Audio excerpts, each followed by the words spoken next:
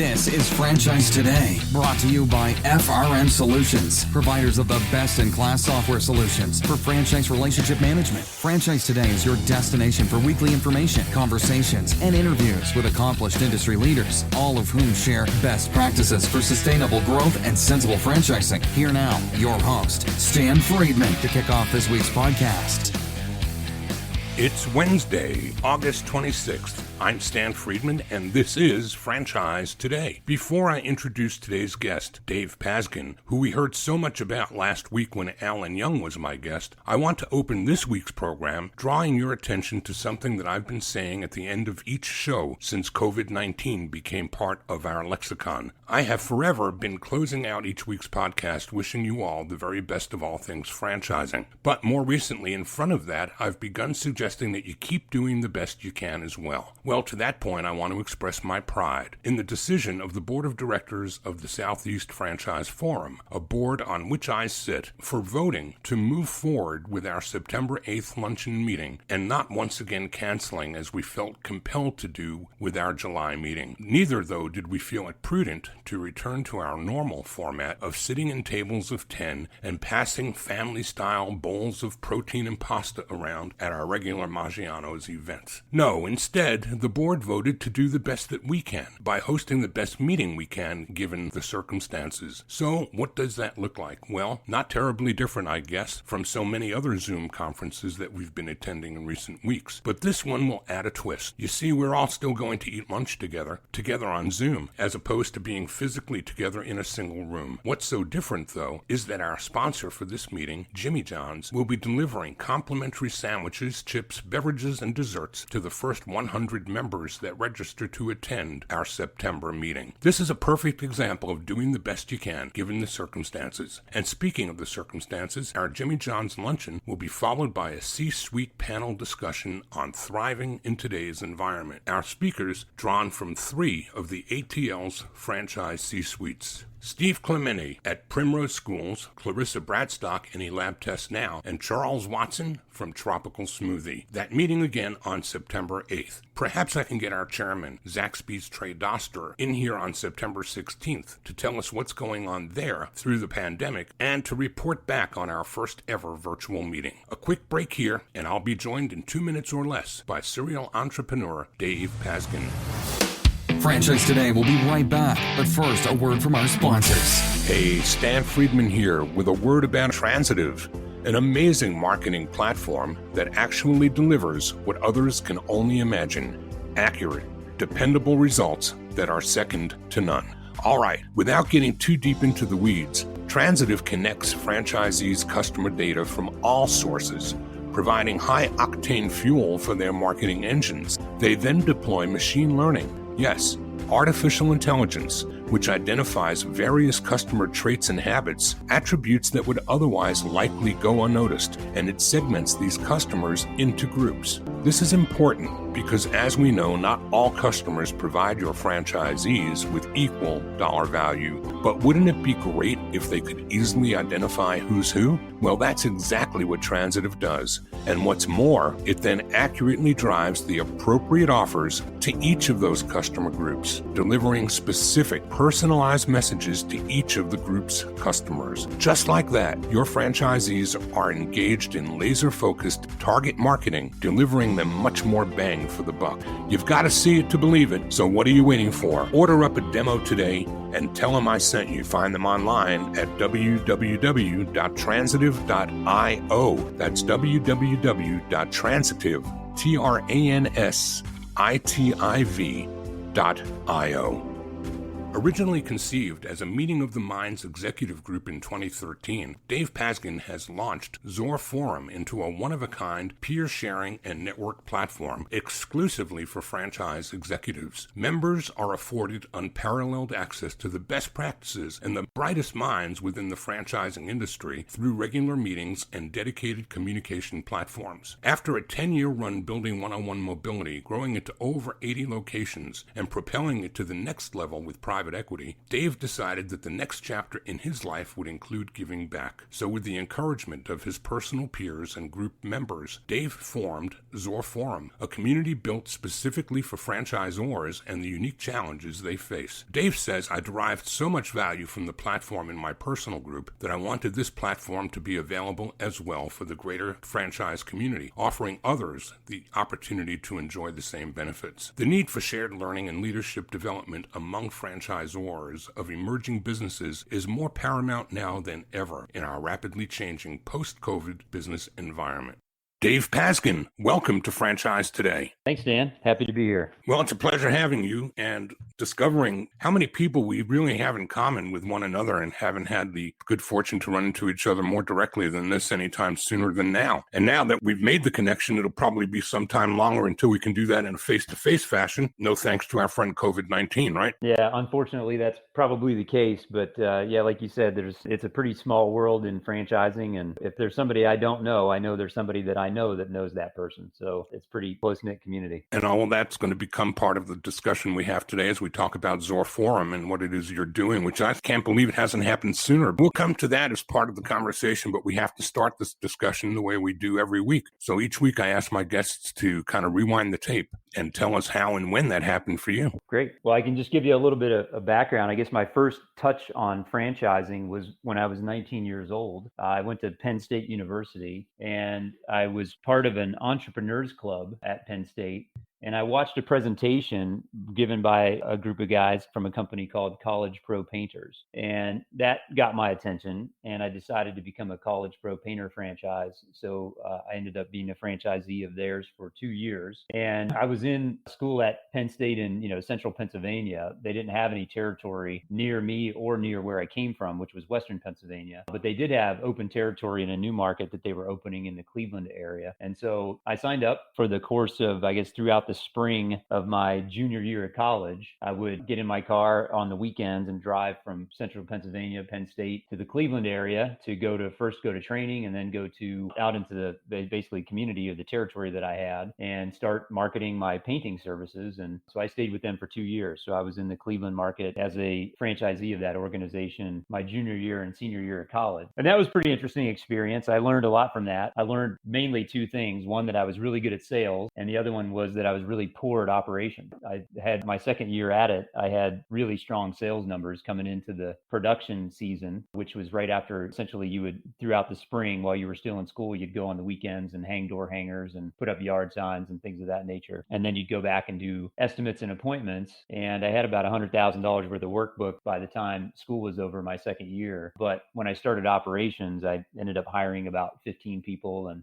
I made the bad assumption that everybody had the same work ethic and frame of mind that I had. And I was wrong. It didn't quite work out like that. And so that was a difficult year for me. I ended up letting go of most of my staff and trying to paint through the work that I had sold on my own with a helper. And anyways, it was a good and bad experience in a lot of ways, but that was my first kind of exposure to franchising. And then I was out of franchising for a while. My degree was in health education. And so I worked in that field for a short period of time after college and worked at like a Bally's fitness center. And I worked in a corporate wellness center that was actually a part of a GE plant in Indiana, and left that. I was actually in the car business for a couple of years as a car salesperson just for a short period of time. And then I got promoted as a finance manager at a car dealership. And I stayed there for about 3 years and eventually migrated into the mortgage industry for a relatively new company called Novastar Mortgage, which was a well-funded startup effort that was taking advantage of kind of the emerging non-conforming mortgage market at the time. This was 1997. And I started in that company as a field-based sales rep, account executive, we called it. Ended up working there for 10 years. I went through a bunch of different positions while I was there. I kind of came up the sales track. So I had a lot of regional and other sales management level positions. Eventually got into a more general management position as an executive vice president. And then ultimately became president of that company in 2005. And that company was growing really quickly. When I started, we had, I think maybe 25, I was one of maybe 25 salespeople. By 2005, we had about 400 salespeople. And when I was named president, I was responsible for about 4,000 employees. I was 35 years old at the time. So that was where I really got a lot of exposure to different leadership opportunities. I had a fantastic mentor, one of the founders of the company who interviewed me when I got hired at the job,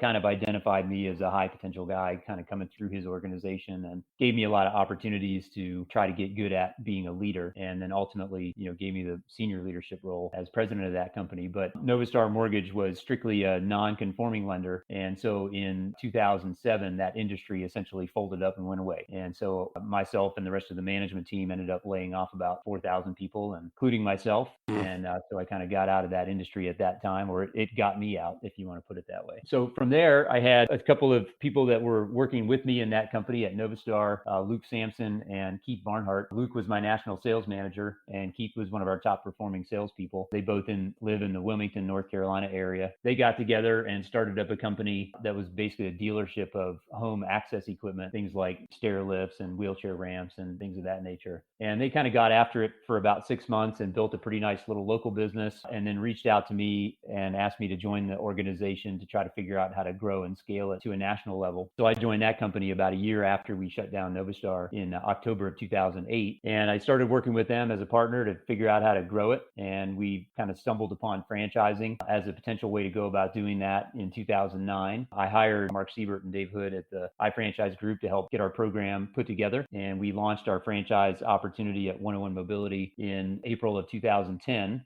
And that's how we got started. So I continued to run that company as the president until January of this year through a private equity transaction a few years back. And so for the last several years at 101, I was essentially working for the private equity firm, and then eventually more or less retired out of that position in January. So that's kind of my story over the last, 20 years or so. So the only real franchise experience that you possessed was as a college student, as a franchisee with the territory for College Pro painters, and you parlayed that into what then became the growth of a 80 plus unit franchise organization, and were learning franchising at the same time as you were growing a brand. How'd that work? Yeah, it was interesting because we were new to both industries, right? My background being in the mortgage industry had nothing to do with being a dealer, like a local dealer of home access equipment. I had no experience in that industry. I don't really come from a contracting background. 101 Mobility is essentially a specialty home improvement contractor, putting in highly specialized medical equipment for people with disabilities and mobility issues. And I knew nothing about that when we got into that industry. And at the same time, really knew very little, except for my experience as a franchisee, really knew nothing about running a franchise company as a franchisor.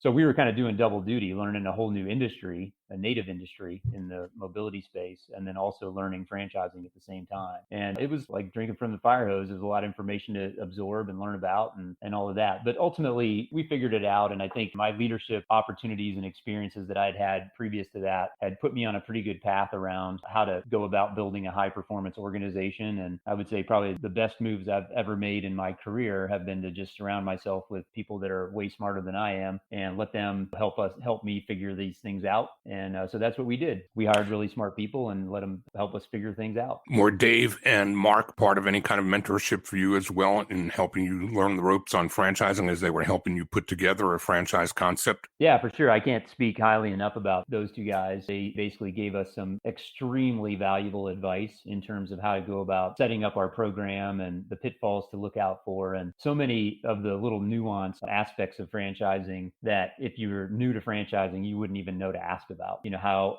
the timing and mechanism for collecting royalties and managing franchisee relationships and all of these kinds of things that were completely foreign to us. Dave and Mark were very good about kind of mentoring me and my team and coaching me along the way in terms of learning all about those things and how to be effective at it. And, I continue to stay in touch with Mark and Dave on a regular basis. I've brought them in at 101 a couple of times after we launched to help with some special projects and things of that nature. And of course, I refer everybody that I can think of to them that's interested in starting a franchise, because there's a lot of people out there offering those kind of services. But, I know Dave and Mark are guys that you can trust and are the kind of people that will do it right. Didn't you then too have the luxury of not only learning franchising and learning the specialty medical business that you're in, but didn't you then too have to learn how to convert those that were dealers to franchising on top of just offering franchises to a new community of potential franchisees? Yeah, we did some of that. It was interesting. We only did a few conversion deals at 101. Most of our franchisees were new to the industry, but it turns out it's a really great industry. It's not super complicated. There's a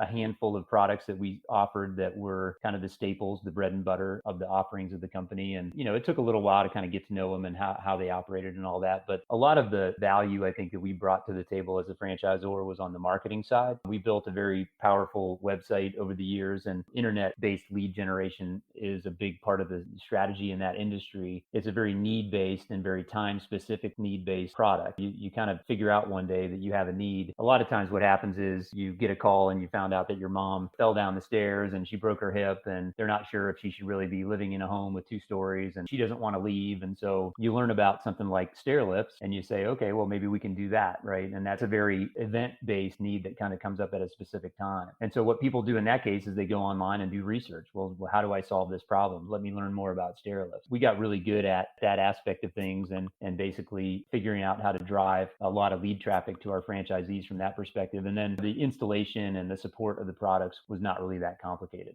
And so along the way, help us with the growth of one-on-one mobility and where you really started feeling the traction, and maybe discuss how the private equity piece came to be. Yeah, so we were growing pretty aggressively. We were bootstrapping it for all intents and purposes. And we kind of got to a point where we had, I think, maybe 15 or so locations, and we were definitely off and running, but we had a vision for, I guess, the infrastructure and in particular, the marketing that we wanted to deploy for our system. And we were kind of undercapitalized. And so we made an effort to go out and try to find a capital partner, an equity partner to kind of help us get the business to the next level. And we ended up connecting with a private equity firm out of New York who happened to have purchased one of our suppliers about a year prior to us meeting them. And so we were having a meeting with that particular supplier, and they said, hey, do you have a need for capital? And we said, yes, we do. And so they put us in touch with their new owner, private equity firm called Cortec Group, and ended up putting an arrangement together. And so we, less of a sort of cash out event as much as it was a capital raise event to basically help us bring in the capital we needed to really take the business to the next level. And they did exactly that. They gave us the fuel that we needed to throw on the fire to kind of really grow things more quickly and all of that. And that worked out really well for us. Did you throw any Yetis in along the way? I'll tell you a funny story about that. Yeah. So once I had learned about their relationship, they own the Yeti Corporation. And so once we kind of learned about that and I'd start to get to know the guys at the private equity firm, I said, hey, so what's the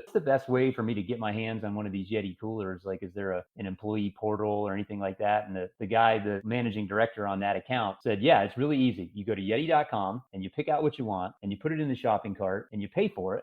And then it comes to your house. And I said, well, is there like a code I put in there? He goes, yeah, it's called your credit card number. So no big employee discounts, unfortunately. Doesn't sound like what I was angling for ever came to pass for you. Sorry to hear it.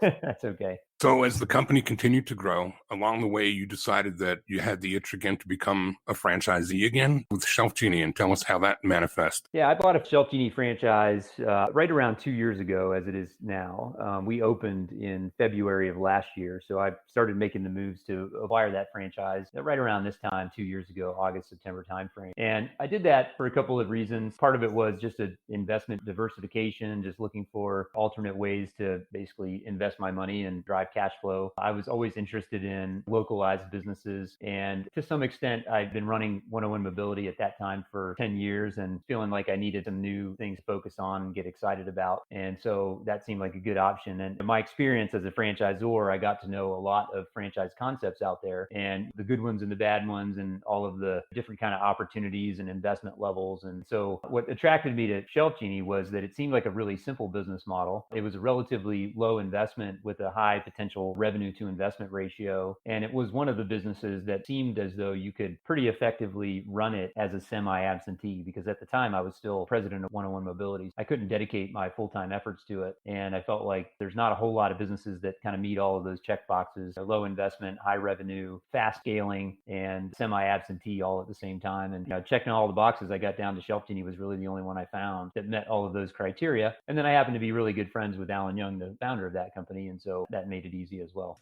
Of course, Alan was here with us last week, which was how we came to bring this interview together as quickly as we did. And it just seems like there's a tremendous amount of nexus in your lives. And we're going to spend a good portion of the rest of our time today talking about something that you've created called ZorForum. But the ZorForum was actually born out of your need to have a peer group of trusted peers that you could have conversations with, like a young, what do they call those? YO? Yeah, YPO. YPO, right. Yeah. But a franchise specific. So that's something that's really unique. And again, I can't fathom that nobody's thought of this sooner. But why don't you bring us up to speed on the history between Al and yourself, Frank, and some of the others that are part of that group, and how that became the foundation for what we're going to continue talking about when we get onto ZorForum. Sure. Yeah. So kind of going back to the introduction part of our conversation, the connections that you make in franchising and how often you find yourself in the same group of people and in the same circles at the various events that happen over and over again. So we just noticed, like Alan in particular kind of noticed that, hey, I'm running into these same other franchisor CEOs and founders at the broker events and IFA events and other emerging franchisor events and things of that nature. And we kind of kept seeing each other. We kind of get to know each other a little bit. And it was really Alan's idea to try to form a group that was franchise specific. And I think he was a member of YPO at the time, or potentially EO or YPO. I don't remember which, but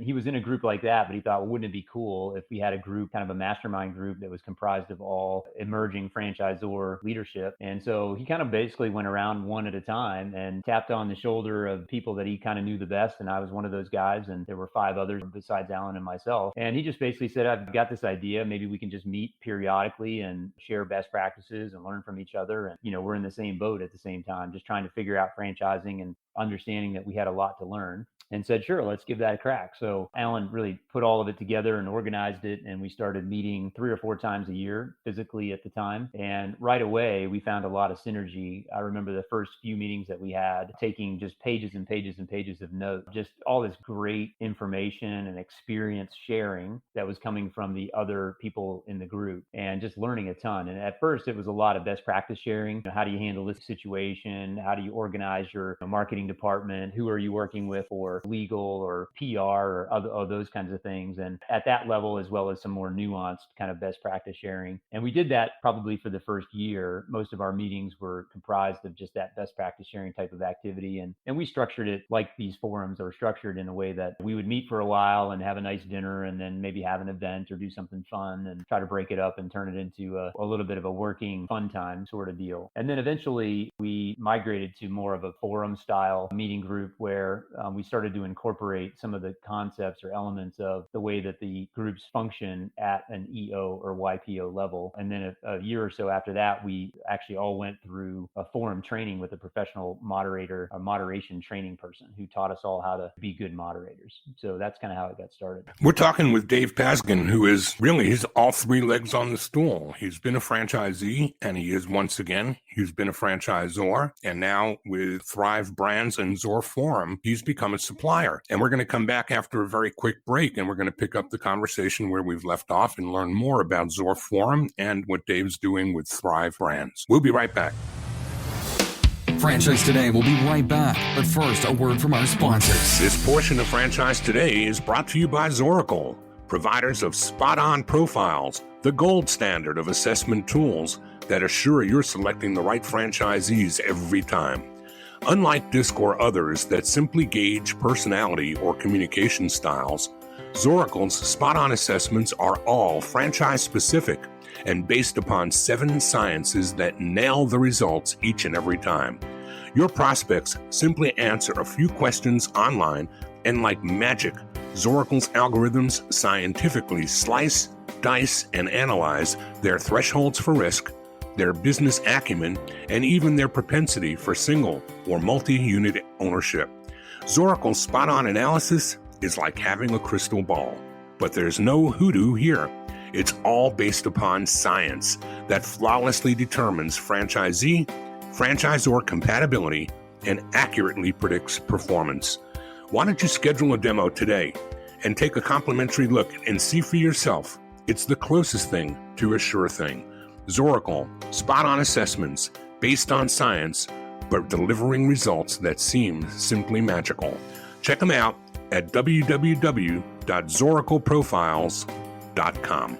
And we're back with Dave Pazgan, CEO and founder of the ZorForum and Thrive brands. A little bit about Thrive. Just give us some history on where you're going with that, because it appears now that you're not only doing the forum, but you're helping consult at maybe a deeper level as well. Yeah, I think I spent some time right after leaving my position at 101 Mobility, and that was earlier this year, and just trying to think through and figure out what really got me the most excited, what were the parts of franchising that I liked the most, and how to maybe turn that into sort of my next act. And so one of the things that had come up was my group continues to meet, even though a couple of us now were not running franchise companies at the time. We decided to keep meeting anyway. And so Alan, as you know, left his role at Shelf Genie a couple of years ago. One of the other guys exited from his role at a franchisor and bought into some other kinds of businesses. I was exiting my role at 101 Mobility and trying to figure out my next move. And so we all continued to feel like it made sense to stay together in spite of that, and have continued to do so. But one of the things that had come up was we talked often about how, to your point, there really wasn't anything like what we were doing in the industry, a mastermind group specifically for franchisors. And we would frequently have other franchisor leadership ask if they could join our group, or is there a way could they put a group together like ours and get some support and things of that nature. And there just wasn't anything out there. And so with me finding some time on my hands, I made a decision to see about formalizing what we were doing and making that available to others. Because one of the other things that would happen along the way is I would get a lot of calls from people that were dipping their toe in the franchise pool and just getting started, and they are new brands that are energized and excited, and literally, like I was 11 years ago, just completely uninformed about how franchising works and what it all entails. And a lot of those calls I would get actually from Mark Siebert and Dave Hood. They work with a lot of those kinds of organizations in that sort of stage of growth, and they would often give out my phone number as somebody to call to talk about their services and my experience with them. And so along the way, I kind of figured out, there's a lot of people doing this, right? There's, I think statistically, 300 new franchisors are launching every year. And so there's quite a few people jumping into the game, and they're all in the same place that I was and the other members of my peer group were 10 years ago, just trying to figure it out. And it just seemed like there was such a need for this opportunity to aggregate these people into one place and get them to share and learn from each other, but with maybe the added benefit of having somebody that has some experience as a franchisor playing the role of moderator. So I circled up with my group and I said, hey guys, I'm thinking about doing this and maybe taking our show on the road. First of all, would you support that? And do you think it's a good idea? And so they all immediately said, yeah, it's definitely a good idea. We'll do anything we can to help you support that. And so, gave me some great testimonials about their experience and that type of thing. And so we launched ZorForum about 3 weeks ago and have fielded a number of inquiries from emerging franchise companies leadership that are interested in joining. And so we're just in the process now of getting our first couple of mastermind groups kind of launched here. And how does the facilitation work? What's the format? Format is virtual, which that was kind of the plan anyway, but sort of worked out well considering the current circumstances. And so there's really, I would say, two main elements to it. There's a monthly Zoom-based video conference that's a half a day, 4-hour session. And what we do at that time is we follow kind of the forum moderation agenda that has been created by organizations like EO and YPO. We're using a very similar kind of format for that type of a meeting where there is some updates from the group. Everyone just talks for 5 minutes about what's going on in their world and just updating on how things are going in their business and their family lives, and kind of is important and top of mind to them right now. And so that's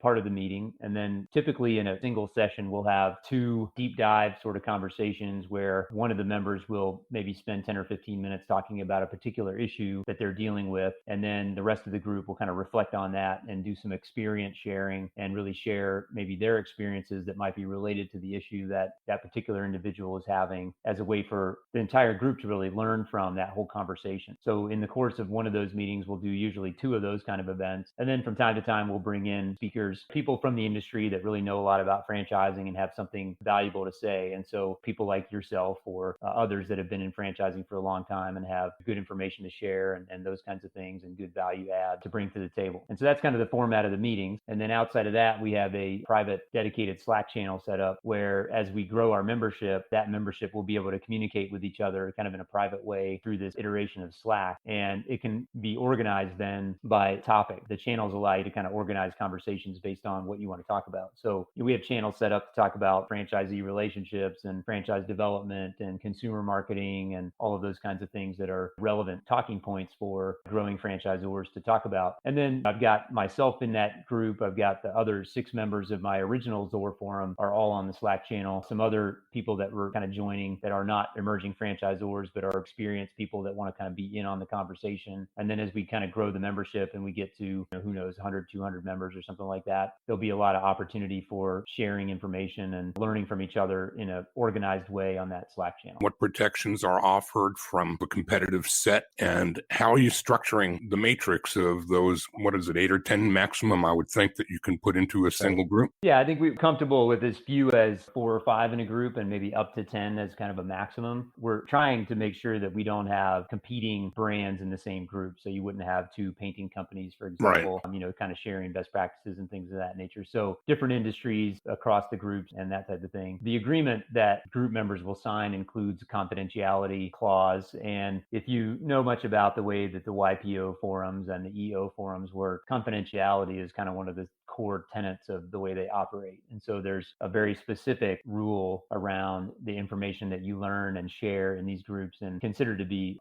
of the highest level of confidentiality. Really, it's just not to be shared outside the group unless you're given permission to do so. And that's kind of a formal structure that we're borrowing from these other sort of general peer group organizations. And there's history there. They've done that for a long time. It seems to work for them. And so we're kind of leveraging off of that structure to make sure that people feel comfortable sharing their experiences and not feeling like they're giving out all their secrets to the world.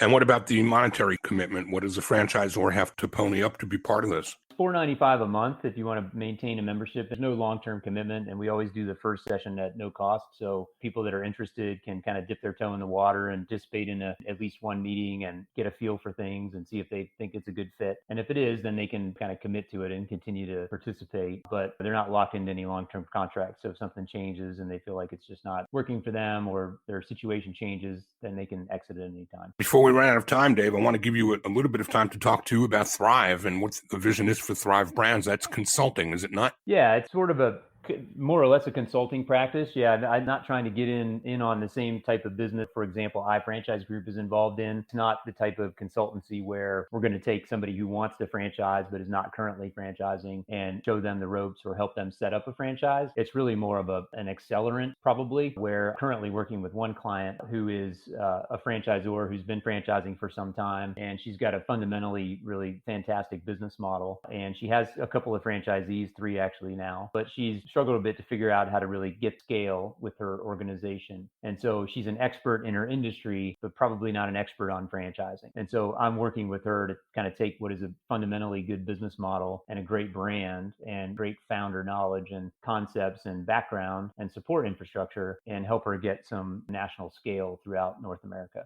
Would this be something then that your professional facilitators that are running the ZorForums would also participate in under the umbrella of consulting? I'm certain out of those groups, there's going to be opportunities where members of those groups are going to want maybe a deeper dive or a more lengthy engagement with the facilitator on a one-to-one basis. Would that be kind of the model that you're going toward? Yeah, for sure. I mean, you can definitely, through ZorForum, you can add on one-to-one coaching if you're interested in that, and even maybe deeper levels of relationship. I think, as you know, Stan, these kinds of relationships take all different shapes and sizes, and there's not a lot of great one-size-fits-all or cookie-cutter approaches to helping these brands figure it out. And so I think we're both at the Thrive Brands level and at ZorForum level, keeping an open mind about how those relationships can be formed and what they ultimately can look like. And so this client that I'm working with, her name's Terry. She's running a franchise company called Kiddo Kinetics. And the relationship that she and I have is much more than just a coaching or consulting role. I'm really dug in deep in her company and helping her figure out how to set up the right infrastructure and really accelerate the growth of the system over time. And she and I are working kind of hand in hand at that level. So that's a pretty deep relationship. They don't necessarily all look like that, but it can go that far if it makes sense for it to work out that way.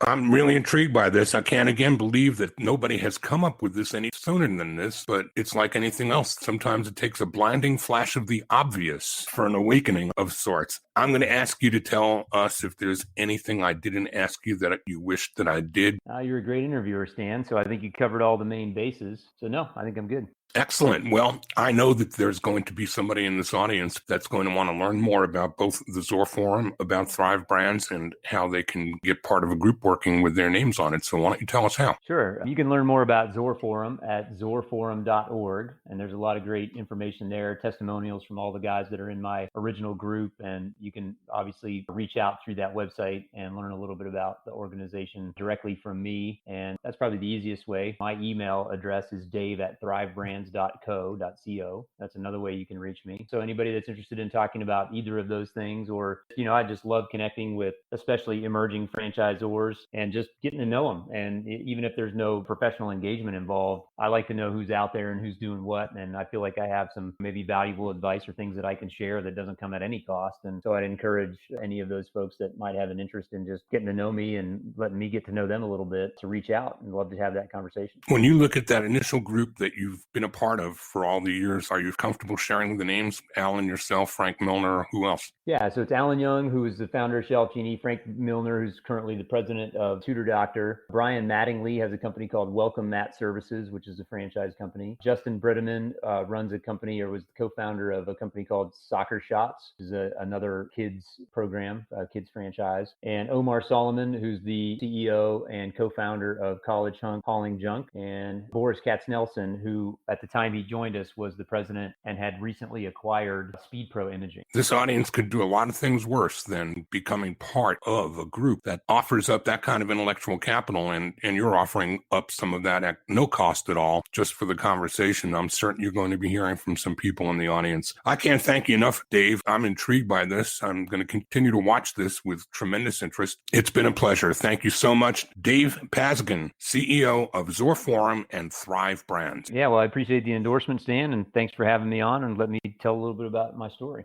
What a great guy and an incredible concept. Each year, IFA convention attendees score the roundtables hands down as delivering the highest value in terms of ROI, and with that, I thoroughly agree. With that said, I believe too that ZorForum has the potential to really build on that same type of energy dynamically each and every month as their groups meet. Through its expansive recruitment efforts, Dave expects ZorForum to eclipse 100 members by as soon as January 2021. Next week, we're joined by another of my franchise faves, the newly minted president of the wildly popular Hand and Stone. That's right, John Tezza has taken the reins as their president and chief development officer, and he'll be here to tell us all about that. And for those of you who follow him on Facebook, his keen and consistent tracking and reporting of the trend lines that he sees in the spread of COVID-19 will be at the center of our conversation. So until then, please continue doing your part by keeping yourselves and those you love and care about safe, and praying for things to continue improving and for our lives to be better with each passing day. Until next week, I'm Stan Friedman, wishing you the best, the very best of all things franchising, and Franchise Today is out. Franchise Today is a production of FRM Solutions, providing best-in-class CRM tools to empower relationships with prospective and existing franchisees. No excuses, just solutions. Find them online at frmsolutions.com. Join Stan every Wednesday at noon Eastern for another live episode of Franchise Today. Or, as always, download episodes on demand at blogtalkradio.com or iTunes. When it's PCS time, you know the drill. Pack, research to new base, get the kids in school, because family supports family. At American Public University, we support military families with flexible, affordable online education that moves with you. As a military spouse, your tuition rate is the same as your partner's, just $250 per credit hour. American Public University, education that moves with you. Learn more at apu.apus.edu/military.